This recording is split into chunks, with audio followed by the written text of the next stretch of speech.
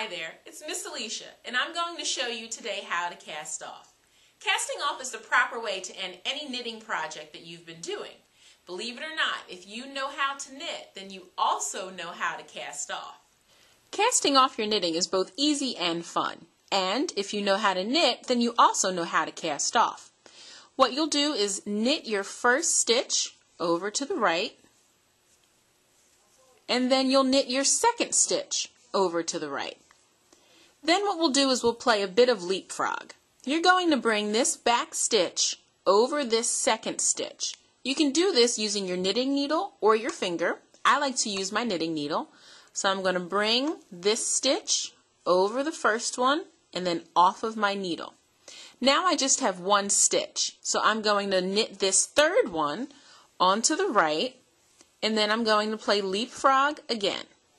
Back stitch over the first one, off my needle. And then for the very last one, the same thing. Knit that one over to the right, and then I'm going to bring my back stitch over the first and off of my needle. So now I just have one loop left on my needle. I'm going to give that a good pull because I want to have that nice and long. And then what I do is I pull it tightly so it kind of creates a little bit of a knot.